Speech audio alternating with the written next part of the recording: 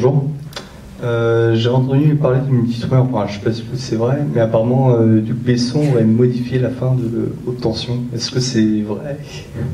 Et quelle est la vraie fin? Alors, oui, c'est vrai. La fin avec le twist. Désolé, je vais complètement. Alors, pour ceux qui ne l'ont pas vu et qui voulaient le voir, ça ne sert plus à rien parce que je vais tout raconter.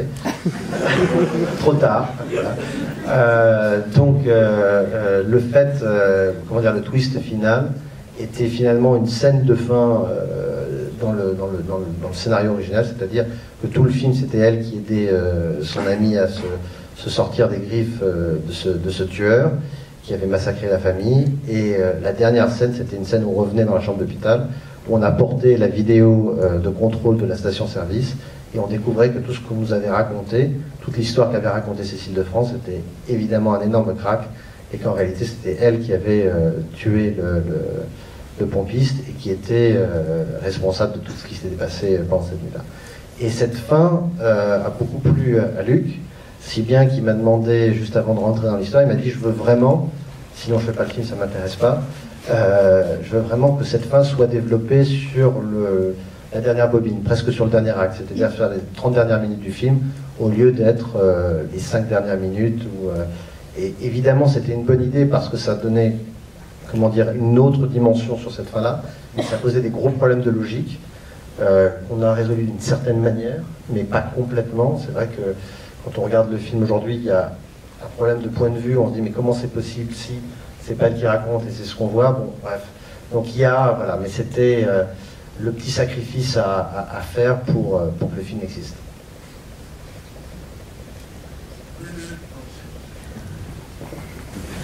Excusez-moi, j'ai pas de voix, elle est complètement cassée. En fait, c'était pas une question, je veux juste vous remercier. Parce que Haute Tension, c'était le premier film d'horreur que j'ai vu dans ma vie. Donc voilà. Merci. Oui, je vous assure. Et donc j'ai tout découvert après. Et la plupart des films qui vous ont inspiré, genre Massacre à la tronçonneuse, etc., je les trouve franchement en dessous de votre film. Même si je... Ah non, je vous assure. Il y a le côté culte, il y a le côté tout ça, mais je vous assure, votre film est vraiment encore...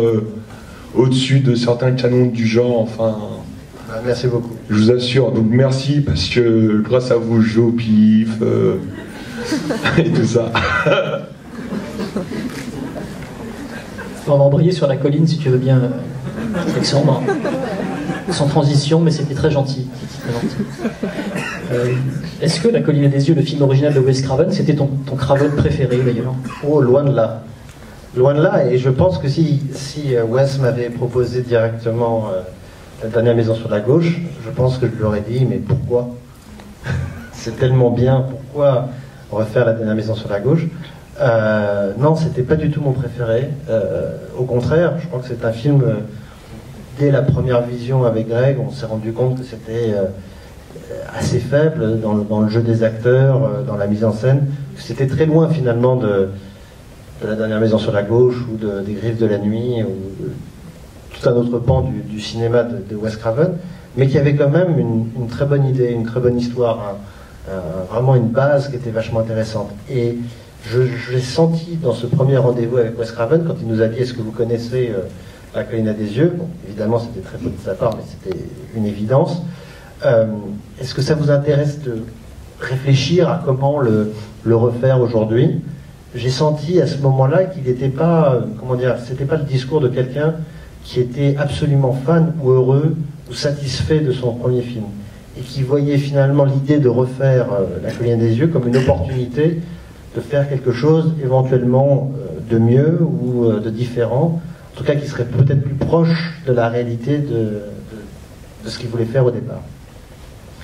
Et quand on est revenu vers lui quelques jours plus tard avec cette idée des tests nucléaires qui ont lieu dans le désert et des répercussions de toutes ces retombées radioactives sur ces familles qui sont restées cachées au lieu d'évacuer la zone, il a tout de suite adoré. Et donc voilà, l'histoire est arrivée assez vite et finalement on est parti écrire assez rapidement. Mais c'est vrai que j'ai, par rapport au remake, c'est vrai que quand on regarde ma filmographie, il y a pas mal de titres qui apparaissent comme des remakes, mais qui n'en sont pas, parce qu'en réalité, moi je pense que, à part Maniac et La colline à des yeux, le reste n'est pas vraiment...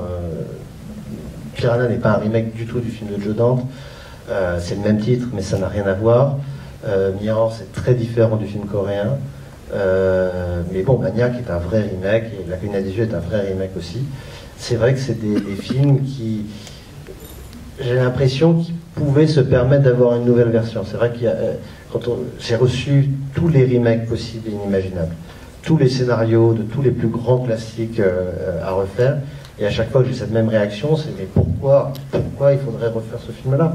C'est absolument formidable, ça marche très bien, pourquoi aller le saccager?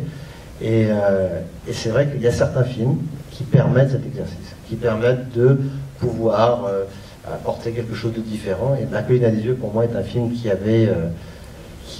pouvait, accepter, qui pouvait coexister à côté d'une nouvelle version. En termes de structure et de défi de mise en scène, c'était clairement le plus gros film pour vous deux à l'époque. Comment ça s'est passé sur le tournage? Ça a l'air d'être un film qui a été particulièrement dur justement à mettre en boîte. J'imagine les températures, tout ça, etc. Vous avez tourné au Maroc, c'est ça, hein? C'est ça, on a tourné au Maroc. Alors, tout le processus a été très très long. Et on a eu très peur pendant très longtemps d'avoir fait le mauvais choix. Il s'est avéré être le bon choix. Alors, il n'y a vraiment aucun doute là-dessus au bout du compte. Mais c'est vrai qu'on arrive avec Haute Tension. Et à ce moment-là, le film est vraiment vraiment aimé aux États-Unis. Et on commence à recevoir énormément de propositions pour moi pour réaliser, pour Greg pour produire, d'autres films qui sont déjà écrits, qui sont prêts à partir. Il y a à l'époque un film avec Sam Raimi qui est sorti, qui s'appelait comment Messenger, dont le script était beaucoup mieux au départ, le film à l'arrivée. Il y avait House of Wax. Il y en a eu plusieurs comme ça. Et nous, on est resté fidèle à notre idée il faut qu'on écrive notre premier film en anglais, il faut qu'on occupe le terrain au maximum et pour garder un peu de contrôle artistique, ou le plus possible, qu'on reste maître de notre film. Et donc on est resté sur La colline à des yeux. Et La colline à des yeux a mis beaucoup de temps. Il a fallu quasiment 2 ans entre la première conversation et le tournage, avec plein vraiment une préparation en temps de scie, où on a perdu notre studio. C'était les frères Weinstein qui devaient financer le film, mais ils se sont retirés au dernier moment. On a cru pendant un moment que le film ne se ferait plus. Ça faisait 1 an et quelques qu'on écrivait, donc c'était un peu embêtant. Et puis Fox est rentré dans l'histoire, et la Fox a financé le film. On est parti, le tournage devait se faire au printemps, ce qui est assez logique quand on tourne dans le désert. Et finalement, on s'est retrouvé à tourner pendant l'été, ce qui n'est pas logique du tout, avec une chaleur qui était au-delà de 45 degrés tous les jours, tout le temps, 42 jours de tournage, beaucoup de maquillage qui font au soleil, des enfants, bref, des animaux. Des animaux, alors, beaucoup de problèmes avec les animaux, mais ça c'est toute une autre histoire. Et puis, bon, le film se termine, on est très heureux. Oui, quand même. Des petits aléas avec aussi Wes Craven, parce que Wes Craven produit le film, ne vient pas sur le tournage, parce qu'il a une productrice qui est là pour ça. Donc beaucoup d'échanges et des désaccords assez importants sur le script. On peut en parler aujourd'hui, et on en a reparlé, je veux dire, je crois qu'on en a déjà parlé même ensemble. Il y a... on n'est pas d'accord sur tous les éléments, et surtout sur le côté, le sous-texte politique et le côté un peu critique des États-Unis. Donc, Wes pense que... Lui, il voulait pas ça, en fait? Non, Wes pense que c'est vraiment un truc de Français ou d'Européens, et que les Américains vont pas comprendre, et qu'on est là pour faire peur, et qu'on n'est pas là du tout pour jouer avec le drapeau américain ou l'hymne national. Bref. Donc, c'était pas gagné. Finalement, j'ai réussi à maintenir le scénario tel qu'il était. Et ces conversations-là se sont poursuivies au montage. Wes avait l'impression qu'on s'était trompé de film. Qu'on était parti dans quelque chose qui n'était pas du tout le film qu'il fallait faire. Et les premières projections test lui ont fait complètement changer d'avis, parce qu'il s'est rendu compte que le public réagissait extrêmement bien. Les premières réactions, c'était genre Wes Craven est de retour, le meilleur film de Wes Craven. Bref, il y avait plein de choses comme ça qui l'ont encouragé. Et il s'est rendu compte qu'il s'est un peu ouvert à notre idée. Et puis, sur la fin du montage, il nous a vraiment protégés. C'est-à-dire, c'est lui qui avait le final cut. Et il nous a donné ce final cut-là pour que le film soit exactement celui qu'on voulait au bout du compte. Et c'est grâce à ce film-là que tu as pu obtenir la confiance de la Fox, j'imagine, et ensuite pouvoir faire Mirrors avec eux, c'est ça, hein? Oui, c'est un moment assez particulier que je comprends maintenant, que je n'ai pas compris du tout à l'époque. Alors, quand on fait un film aux États-Unis, alors il y a plusieurs étapes. Il y a le côté nouveauté. Alors ça, c'est le côté haute tension, c'est-à-dire qu'on est la petite nouveauté qui vient d'arriver, dont tout le monde parle, donc ça c'est cool et tout ça. Donc ça permet de faire un film. Donc ça, c'était La colline à des yeux. Et puis alors, le premier succès au box-office américain, alors là, c'est plus la nouveauté, c'est le réal du moment. Et là, c'est l'occasion où, normalement, on te propose n'importe quel film, y compris en dehors du genre, y compris des énormes films. Et tu as l'impression que, bon, bah, c'est pas vraiment, c'est pas grave, ça reviendra. Et finalement, ça ne reviendra pas. Moi, ça reviendra pas, c'est pas ça que je veux dire. C'est-à-dire que c'est un moment clé où, tout d'un coup, c'est vraiment un phénomène de mode, hein, où tous les studios vont se dire « Ah non, mais lui, il faut lui mettre... il faut lui donner un film de super-héros, c'est là où tu rencontres Marvel, c'est là où tu rencontres tout ça. » Et puis, nous, on a choisi de continuer notre chemin sur ce qu'on voulait vraiment faire et pas sur les projets des autres. Et on est parti donc faire Mirrors. Et comment ça s'est passé, notamment avec c'était la première fois que vous aviez une grosse star au générique, Kiefer Sutherland. Enfin, vous aviez eu des acteurs connus précédemment, mais là, en tout cas, une vraie tête d'affiche. Est-ce que ça a influé justement sur le tournage, sur le montage, sur ta façon aussi de diriger un comédien? Moi, j'avais vraiment envie du Kiefer de l'expérience interdite, c'est-à-dire un Kiefer Sutherland qui était beaucoup plus, comment dire, avec un jeu qui était beaucoup plus large. Aujourd'hui, je peux le dire, je pense que ça s'est très très bien passé entre nous, hein. Il n'y a eu aucun problème, il a été formidable, il a soutenu le film, mais à ce moment de sa carrière, il était complètement Jack Bauerisé, si on peut dire, c'est-à-dire qu'il était vraiment rentré tellement dans son personnage de Jack Bauer qu'il était très difficile pour lui de revenir à d'autres types de jeux, d'autres émotions, de se montrer plus vulnérable, de s'ouvrir plus. Donc c'est vrai que ça a été un petit peu mon combat pendant le tournage, de pousser. Et il y a des moments où on a réussi comme ça à avoir un petit peu, mais c'est vrai que ce Kiefer-là n'était plus le même. On parlait avec La colline à des yeux justement de la difficulté à tourner dans le désert sous des températures absolument insupportables, mais tous les metteurs en scène s'accordent à dire qu'il n'y a rien de plus difficile que de tourner sur l'eau. Est-ce que tu as vérifié ça avec Piranha, justement? Ah oui, alors là, en fait, à chaque film, je me suis dit, non mais ça ne pourra jamais être pire que ça. Et en fait, systématiquement, ça s'est confirmé, en tout cas pendant cette période-là. Donc là, on était, en effet, pour Piranha, on s'est retrouvé à tourner dans le désert. Alors toujours, il ne faut jamais tourner dans le désert l'été parce que ça n'a aucun sens. Et pourtant, nous avons tourné l'été dans le désert pour la deuxième fois, même après avoir averti tout le monde, avoir dit il faut qu'on soit prêt au printemps parce qu'il va faire 50 degrés en Arizona pendant l'été, et on y était. Et là, en plus de ça, on était sur l'eau. Alors là, l'eau, le désert, la chaleur, la 3D, c'était les enfants, les piranhas, ça a été... Alors, quand on regarde le film, on a l'impression qu'on s'est bien amusé. Alors oui, on s'est bien amusé. Oui, il y a eu des moments assez sympathiques. Il y a eu beaucoup de fêtes. L'avantage d'être sur un lac, c'est que quand il fait chaud, on peut se baigner. Donc, c'était vraiment un tournage en maillot de bain. Donc, ça, pour le coup, c'était assez cool. La partie moins cool, c'est qu'on était en permanence sur une sorte de barge qui devait faire la taille de la scène, avec 50 mecs dessus en maillot de bain, quoi. Toute la journée, voilà. Mais bon, voilà, c'était un tournage difficile, il y a eu plein de problèmes, évidemment mécaniques. L'eau, c'est impossible de savoir la manière dont une barque va partir à la dérive, ou de calculer un petit peu le temps qu'on mette en place un plan, tout a changé, le décor. C'était super compliqué, ça a été vraiment un tournage difficile, mais j'imagine que c'est comme toute naissance, quoi. C'est-à-dire que même dans la douleur, on oublie vite et on a envie de repartir, quoi. La température, la chaleur et les frères Weinstein. Oui, alors en fait, le tournage avec les Weinstein, il était plutôt super cool. Il n'y a pas eu de problème, ils n'étaient pas là sur le tournage.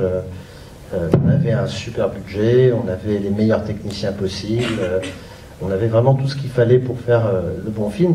C'est vraiment sur la post-production qu'on a eu des gros problèmes parce que c'était un film qui était en 3D, qui ne pouvait pas être tourné en vrai 3D, même si c'était le cas au départ, on devait le faire parce que la vraie 3D sur l'eau ne marche pas. Une question de l'œil droit et l'œil gauche qui doivent avoir exactement la même lumière, et la réflexion sur l'eau fait une lumière qui est de toute façon différente. Donc il fallait faire de la conversion. C'était vraiment le début de la conversion en 3D.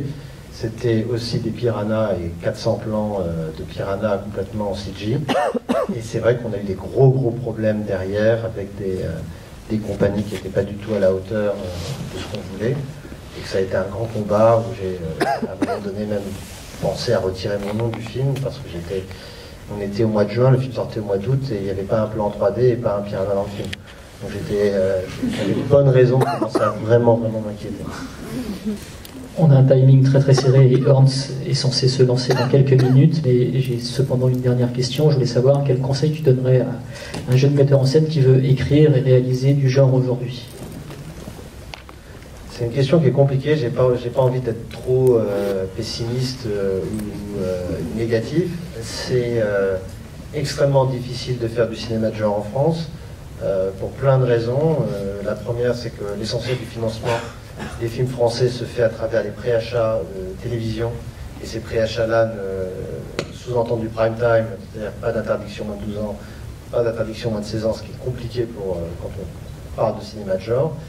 Et puis derrière, évidemment, il y a une sorte de phénomène que j'explique pas trop. Pourquoi le public français n'encourage pas ou n'est pas là pour le cinéma de genre quand c'est en français. Et c'est un mystère, je ne sais pas si toi tu as une explication à ça. Je ne comprends pas pourquoi des films comme À l'intérieur ou Martyr n'arrivent pas à trouver le public malgré de très bonnes critiques, malgré pourquoi à chaque fois on est dans du 60 000 entrées à 100 000 entrées, ce qui n'est pas assez pour faire vivre un film. Il n'y a plus de DVD, donc ça ne peut plus fonctionner comme ça. Le modèle haute tension, c'est-à-dire des films qui se vendent à l'étranger, est en train aussi de s'épuiser. Donc il y a un système qui ne marche pas et finalement on n'a pas réussi à enclencher comme ça un coup ou une envie du public français. Et pourtant les films de genre, les films d'horreur marchent, science-fiction, fantastique, marchent très bien en France, mais dès que c'est pas en français. Donc, où est le rejet, où est le problème de la différence culturelle? Je ne sais pas, je ne comprends pas bien. Et donc c'est très difficile, donc ceux qui voudraient s'y mettre, bon courage. Alors en même temps on va voir, hein, là j'en ai vu un à Cannes qui était assez génial, grave. Donc on va voir ce que ça donne, j'espère que le public sera là. Et puis après il faut penser, si l'histoire est bonne, si l'histoire est vraiment bonne, et si elle est vraiment unique et originale, il ne faut pas hésiter à s'imaginer de la faire en anglais parce que c'est plus facile. C'est juste plus facile.